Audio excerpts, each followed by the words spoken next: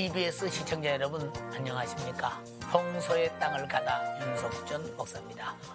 오늘 또 제 옆에는 우리들에게 시원하게 성질을 재밌게 은혜롭게 소개해 주실 오태균 교수님, 왕대일 교수님 나와 계십니다. 오늘 두 교수님 나와 주셔서 감사합니다.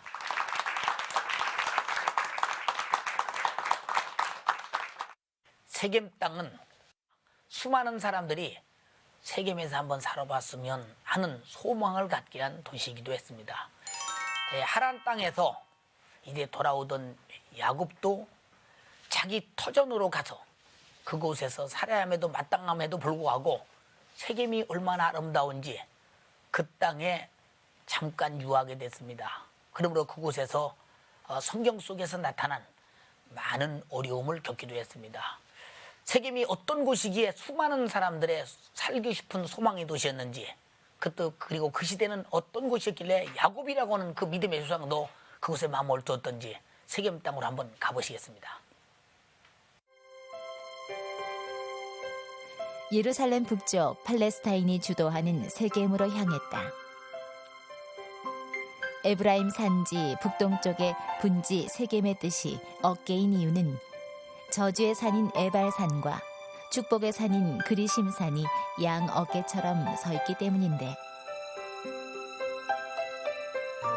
세겜에 있다는 야곱의 우물터로 가보기로 했다. 이 교회는 비잔틴 시대에 야곱의 우물 위에 건축되었던 십자형 교회가 훼손되자 그 터 위에 그리스 정교회에서 재건축한 교회라고 한다.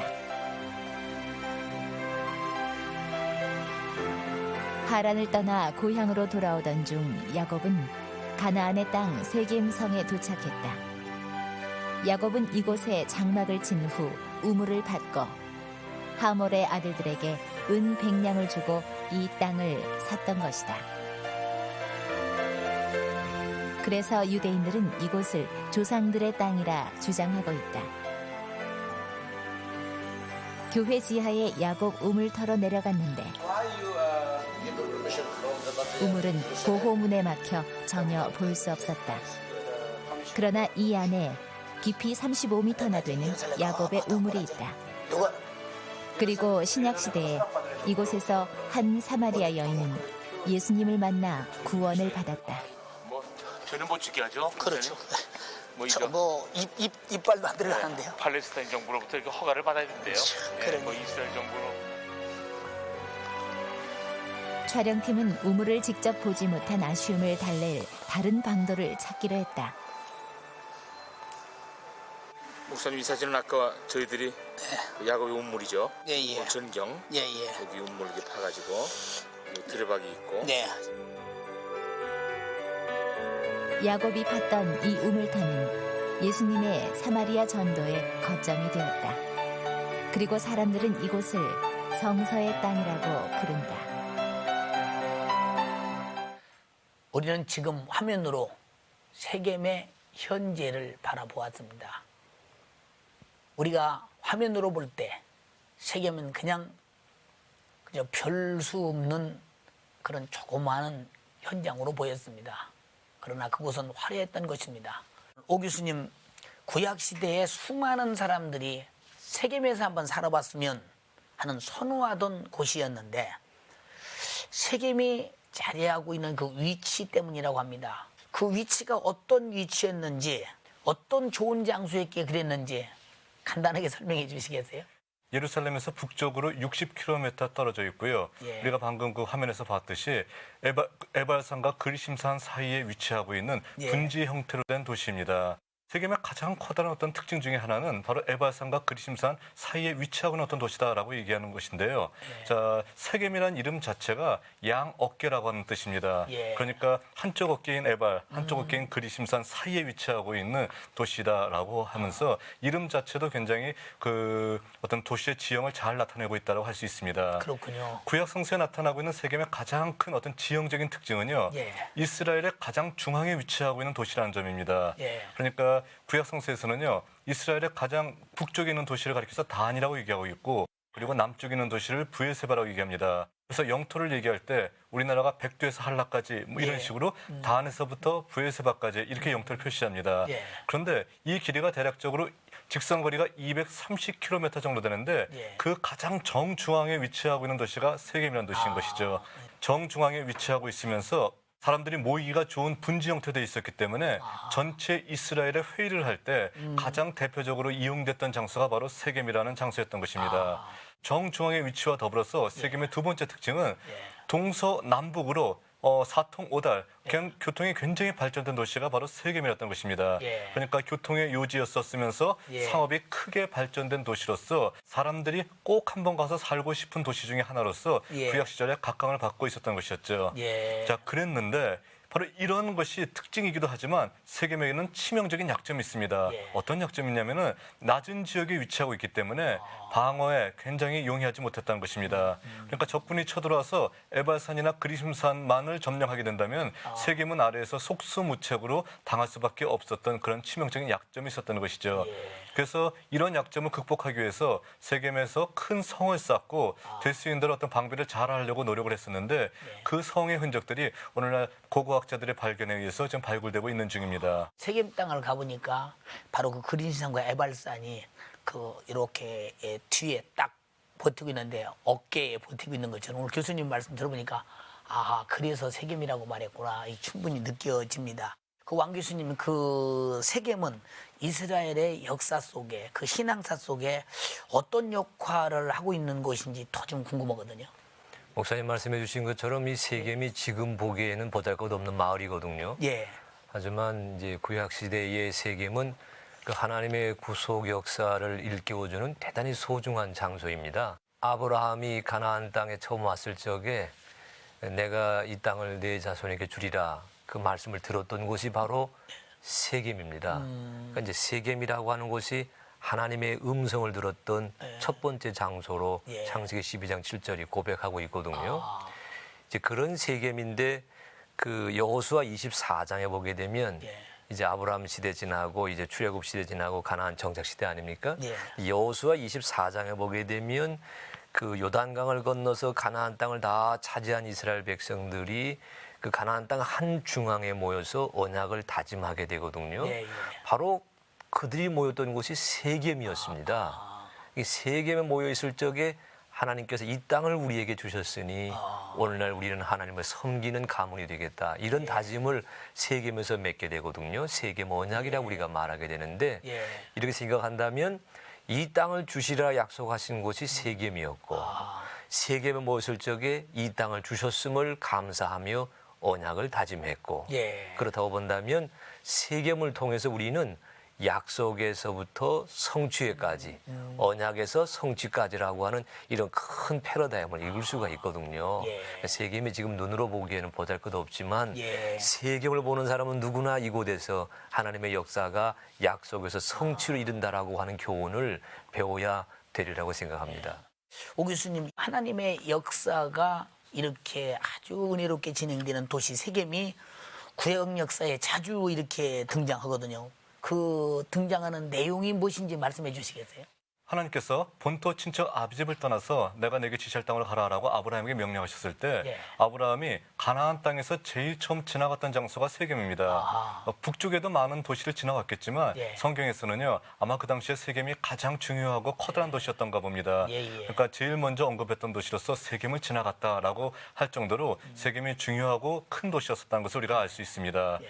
그리고 아브라함의 손자였던 야곱도 예. 하란 땅에서 돌아왔을 때 세겜에 머무르게 됩니다. 예. 목사님이 서두에서 말씀하셨듯이요. 바로 세겜이 좋은 땅이었었고 예. 또 유혹을 하는 어떤 그런 도시였었던 것 같습니다. 예. 그래서 이곳에 머물렀게 됐었고 예. 머무름을 통해 가지고 사건이 벌어지게 됩니다. 예. 바로 이곳의 추장이었던 하몰의 아들 세겜이 예. 야곱의 딸인 디나를 폭행하게 됩니다. 예. 자, 이 사건이 그의 어떤 형제들한테 굉장히 분노를 사게 됐었고 예. 시므온과 레위에 의해서 세겜이 보복을 당하고 또 피해 사륙이 벌어지는 어떤 장소로도 우리에게 알려져 있습니다. 예.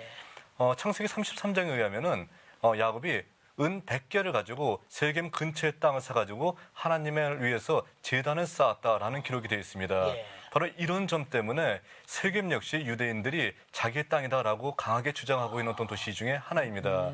우리는 이미 먼저 유다 백성들이 돈을 주고 조상들이 돈을 주고 산 땅을 우리는 알고 있습니다. 네. 제일 첫 번째가 막벨라 굴을 샀던 아브라함, 네. 또 성전산 부분 아리우나 타작마당을 샀던 다윗, 네. 그리고 야곱이 세겜을 샀습니다.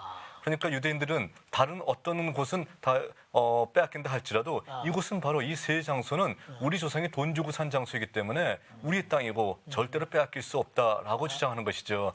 공교롭게도 이 세 군데에서 팔레스타인과 유다 사람들의 분쟁이 가장 치열하게 일어나고 있다는 것이 굉장히 아이러니한 일이라고 할 수 있습니다. 일리가 있네요.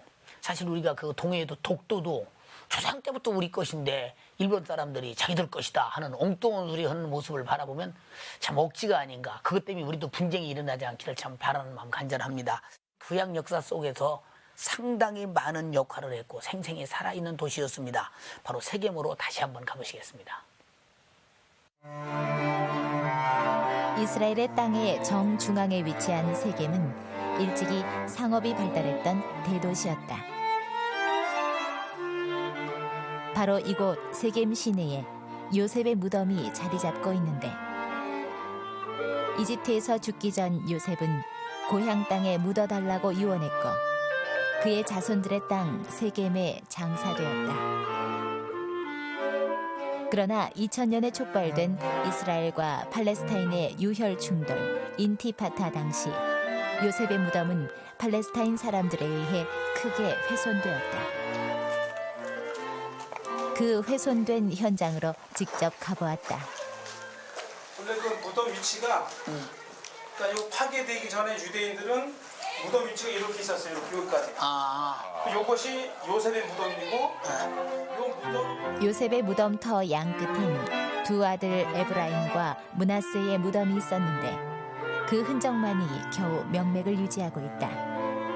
이렇게 방치된 이유는 이곳이 팔레스타인 관할 지역인 탓인데 훼손 당시 지붕도 파괴된 상태 그대로였다.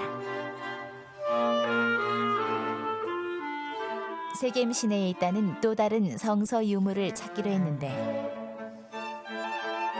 세겜은 당시 농경의 신 바알 신을 숭배하던 곳으로 현재까지 그 제단의 흔적이 곳곳에 남아있다. 그 우상의 제단들 속에 있는 이 부서진 돌 기둥은 이스라엘과 하나님 간의 언약을 입증하는 것이라고 한다. 돌 기둥 앞에서 이스라엘 민족은 여호수아에게 맹세했다. 이방신을 버리고 오직 하나님만을 섬길 것임을.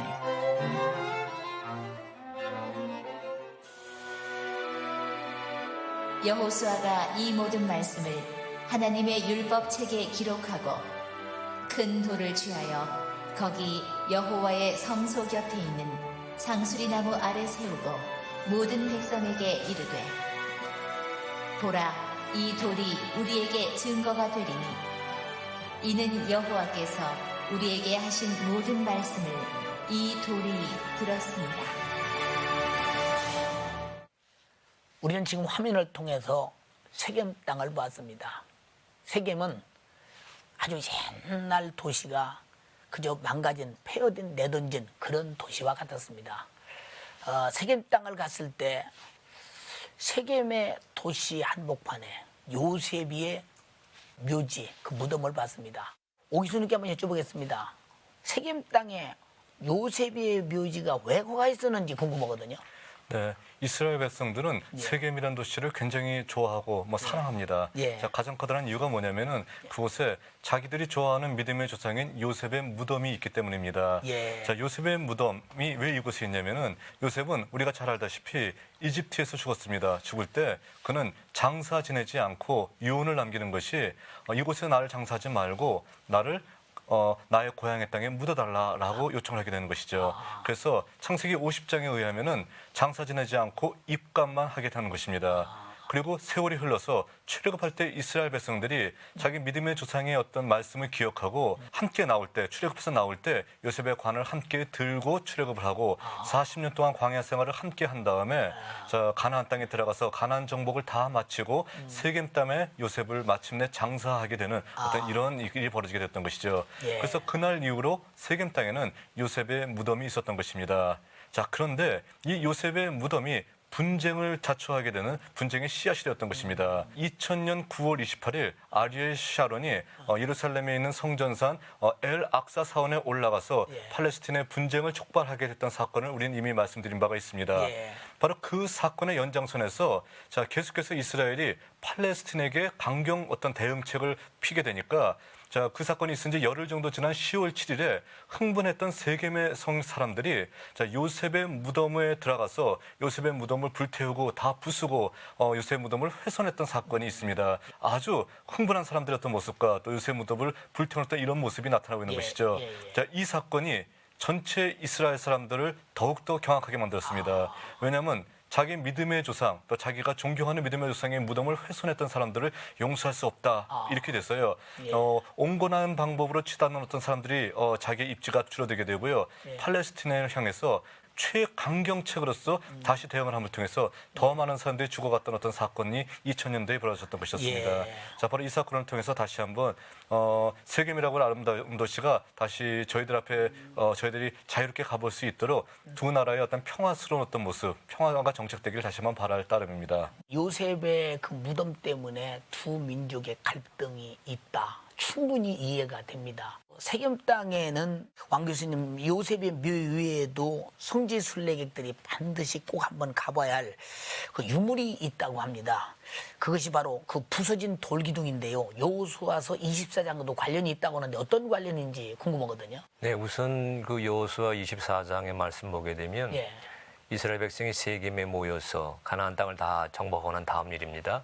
세겜에 모여서 언약을 맺고 하나님을 섬기겠다고 서로 다짐하게 될 적에 여호수아가 여호와의 율법과 모든 율례를 가르치거든요. 이제 그 가르친 그 말씀을 율법책에 기록하고 또 이스라엘 백성이 그 세겜의 그 주의 성소 상수리 나무 곁에 그 큰 돌을 가져다 세웠습니다. 그때 이제 여호수아가 이런 말을 하죠. 이 돌이 우리가 하나님을 맺겠다고 다짐한 언약의 증거가 되리라. 이 돌 기둥을 통해서 너와 내가 우리 모든 이 땅에 모인 사람들이 영원히 하나님을 섬기는 백성이 되겠다고 하는 다짐의 증표가 되게 하리라 이런 다짐을 했거든요. 그래서 여호수아 24장에는 그 세겜 언약의 자치로 돌 기둥을 소개하고 있습니다.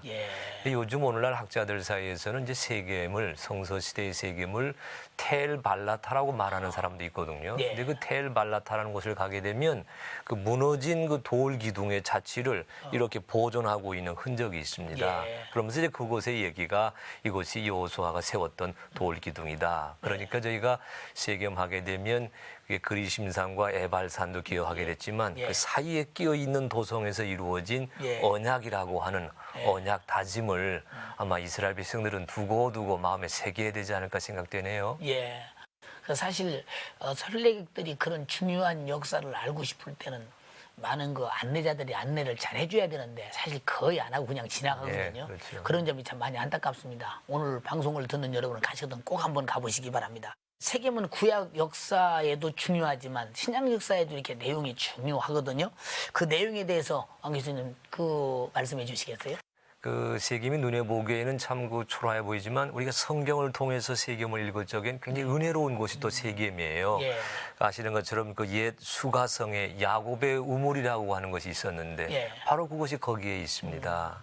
예수님께서 그 사마리아 지역을 찾아가시다가 물을 뚫어 나온 여인을 만나지 않습니까? 우리 잘 아는 것처럼 그 여인이 이제 그 예수님과 그 물을 가지고 대화를 하다가 영원한 생수 되시는 예수님을 만났다 그래가지고 동네에 가서 전하지 않습니까? 근데 처음에 그 세겜에 살던 그 사마리아 사람들이 여인의 그 전도를 듣고 예수님을 믿게 되었지만 예수님을 직접 만나서 그 말씀을 듣고 난 다음에는 그 여자 때문이 아니라 예수님의 말씀 때문에 우리가 주님을 따르게 되었다는 고백이 있는 곳이 바로 그 세겜입니다. 그래서 그 옛 그 수가성 그 여인의 그 우물도 기억이 되고요.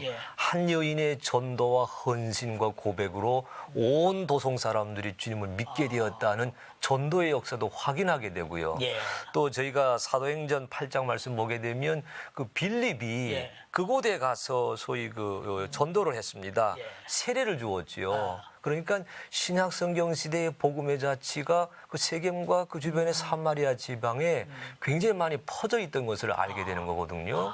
우리가 그런 것을 마음에 이렇게 새기게 된다면 예. 눈에 보이는 세겜보다는 와, 이게 2000년 전에 예수님께서 이곳에서 복음의 역사를 일으키셨구나. 아마 그런 감동이 마음에 퍼지지 않을까 생각이 되네요. 그러네요. 어쩌면 구약 시대보다도 신약 시대 예수님이 그곳을 직접 갔다는데 상당한 관심이 더 있는지도 모르겠습니다. 오늘 두 교수님들의 세겜에 대한 설명 참 너무 은혜스러웠거든요.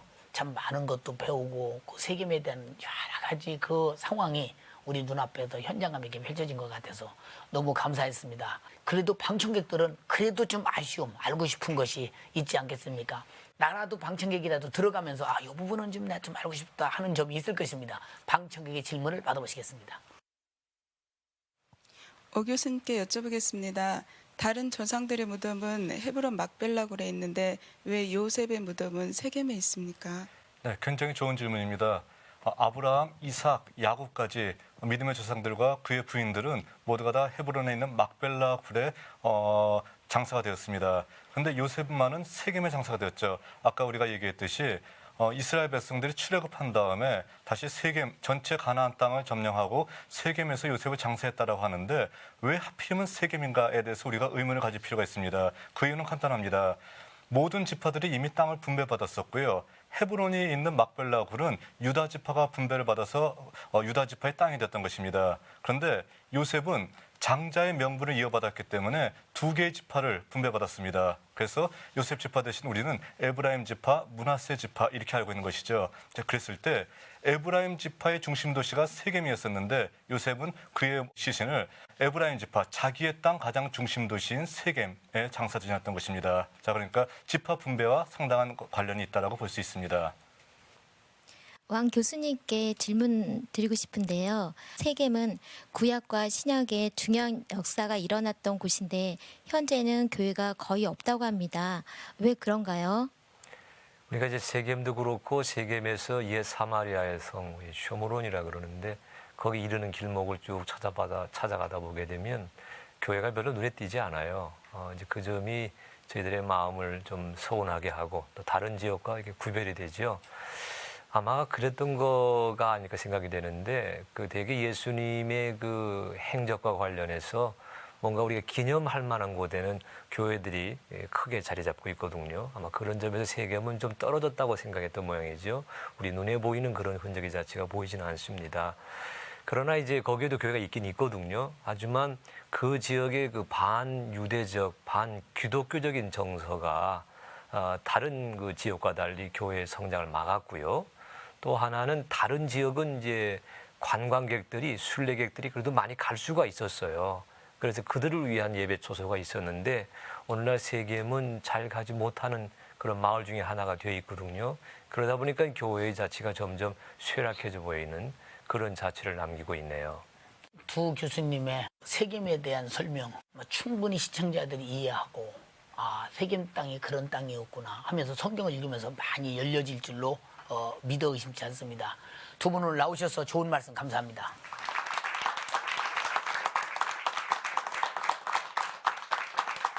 세겜 땅은 많은 사람이 살기를 원했고 소원했습니다. 그리고 하나님의 역사가 그곳에서 많은 역사를 오고 갔던 구약 시대를 봅니다. 신약 시대도 보면 예수님이 직접 그곳에 가서 수가성 우물가 여인을 만났습니다.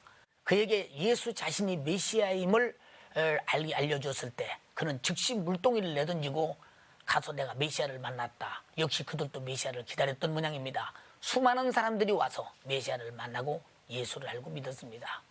오늘 우리도 어디를 가든지 예수 그리스도 그분이 계시면 통일되고 그분이 계시면 유다와 바로 그들이 통일되듯이 믿음으로 하나 되듯이 하나 될 것입니다. 우리 주 안에서 모두가 다 서로 세겜 땅과 같은 예수를 모시는 곳 되어서 모두 예수로 하나 되는 신령한 시간이 되기를 바랍니다. 다음 시간도 뵙겠습니다.